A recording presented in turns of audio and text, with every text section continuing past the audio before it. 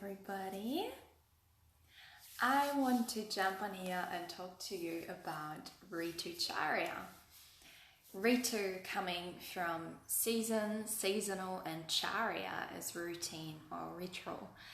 And this is one of those Ayurvedic things to live by, that in Ayurveda we move with, it's not about over complicating anything, adding complexity. It's not about learning all those extra things on top that we have to retain in our already busy and overwhelmed minds. It's really about remembering our roots, and a huge key to coming back to our roots is to live in sync with nature, and therefore with her seasons that actually are also our seasons and our cycles. And this is what Ritucharya means. So according to Ayurveda, wisdom of longevity, each season embodies different qualities, and those different qualities will provoke different tendencies in each and every one of us. And now that is the whole thing in a nutshell. And then it obviously becomes a little bit more in depth when we know what body type we are. Hello, Lindsay. So Ayurvedically, we are all made up of those 5 great elements that come together into 3 doshas, or 3 constitutional types that are Vata, the airy one, Pitta, a lot of fire, a lot of drive, and Kapha, a lot of groundedness, nurturing, earthiness, right? And so we have all those 5 elements and all the 3 doshas within us. Each of us does. Every living thing out there has. But 1 or 2 doshas might be more dominant than the other, and so that's our dominant part. Hello. And so according to that, if we have a particular mind body type that will respond to a particular time of the year as well. Still, 1 second. Let me stop recording. All right. So one particular body type will respond to a certain time of the year as well. So as for example, I'm very much of a Pitta Vata person, and it is Pitta time in summer when you have the heat and things around us. So that is kind of 1 + 1 is 2. So me already being a quite fiery personality with a little bit of air in there, when fire time of the year comes around, I tend to get more aggravated easier and fall easier into those tendencies if I don't do the right self-care and prevent and balance to counteract that. Then, for example, a person who's very dominant in the earth element, who's very kapha, very grounding, nurturing, like has a lot of earth and water qualities in them. When summertime comes around, fire, it won't affect them as much as it will a person who's already very fiery. And then on the contrary, when we move into winter, my constitution will love winter. There's no excess heat, my fire will naturally be tamed through this more cold, grounded, earthy kind of environment in winter, whereas a person who has a lot of that within their body constitution already, they will be aggravated a little bit more through those qualities. So I hope that makes sense. So that is kind of, the next step of what Ritucharya is, or seasonal routine. So according to all that, we have, there's certain lifestyle practices and certain foods and certain herbs and a certain manner in which we do things is more beneficial at a certain time of the year than it is at another time of the year. And in order to really support not just our body, but our mind and our emotions as well at those different times of the year, all through life really, the more we can start to consciously live in sync with the seasons, with the different times of life, with our very unique mind-body constitution, the more ease and flow we will find over time. And so there's a little task for you. If you have, common symptoms or common imbalances that you tend to suffer from, or that tend to come up for you every now and then, start to jot these things down. Maybe you can start having a journal that whether you want to track over, if you have things that come up frequently, you can track it over a month or so. But ideally, if you have a journal, maybe you just keep track for the next year. I know that sounds a lot, but just whenever a cold or whatever something comes up, like, oh, okay, cool, just jot it down. And you will likely start to see a pattern where you might not see a pattern yet. And again, that is Ayurveda, and that's how we discover the root cause of what we're going through, right? You might find that, oh, randomly I deal with those issues, but if you actually were to start to track it, you might find that actually that keeps playing up every time at the end of every year, at the end of summer, that I get those certain symptoms, or every year as I'm coming out of winter, or as I'm moving into spring, or whatever it is. And then you will find that that means that certain qualities that are around at that time of the year are aggravating certain parts in your system, in your body, in your being, that come up with those certain symptoms, right? And in order to correct that and not just put a band-aid on, but actually stop those symptoms from reoccurring in the next seasons to come, we align our lifestyle, our diet, our self-care and so forth according with the seasons. And they change with the seasons. Just how it's really not our nature. I mean, by now it may be our modern nature, but originally it was our nature to live set in stone in a house in a particular place in the world and have farmed and caged animals and domesticate everything else, including ourselves the most.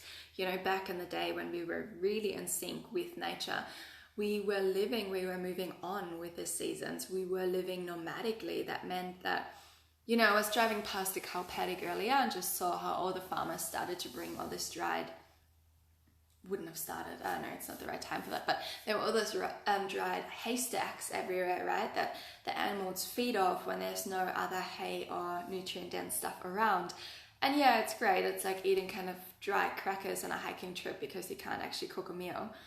But it's just not ideal. And that's where I just thought, literally driving home, it is just so unnatural what we're doing. Like, even that we force, and I'm going to stop after this, but that we force herds of animals to live in small quarters on like the same paddock all year around. It's not natural. In the wild, they wouldn't need to rely on a dried bale of hay, because in the wild they would move with the seasons. This whole herd over their lifetime, they would clock thousands of kilometers probably each year, just moving with the seasons, moving on to find the optimal nutrition, the optimal climate, the optimal temperature and environment at that time.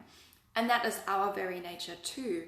But modern society doesn't work that way anymore. We are all very much set in place in many different ways, even though our minds are very erratic, and that brings up new problems. But this makes it even more important that we make a more conscious effort to live in sync with the seasons, because we just naturally these days don't anymore, through living in the same place, doing the same thing, probably eating the same breakfast all year round, working 40, 50, 60, 80 hours every week, all year round.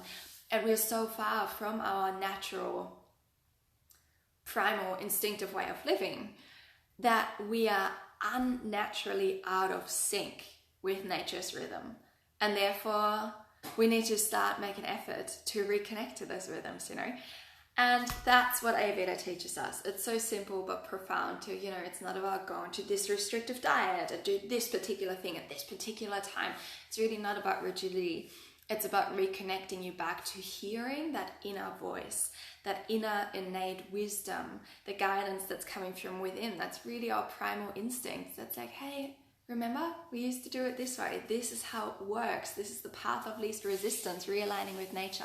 And that's what Ayurveda is teaching us. And it's really about each person, for each person to find their unique way of finding balance according to what works for their unique mind-body type, for where in the world they live, for the climate, for their conditioning, for what they're going through, and so forth and so forth. And the more we do that and align with those ways of teachings and living, the more we sharpen our senses and our instincts and our ability to hear that inner voice again and grab the guidance, not from a course, not from a book, from another person, not from having to go and see our GP every week, but from in here, because we know exactly what's up, because we now have the ability to tune in. Carolina, hello. And that will only happen the more we purify our channels, our system, and so forth.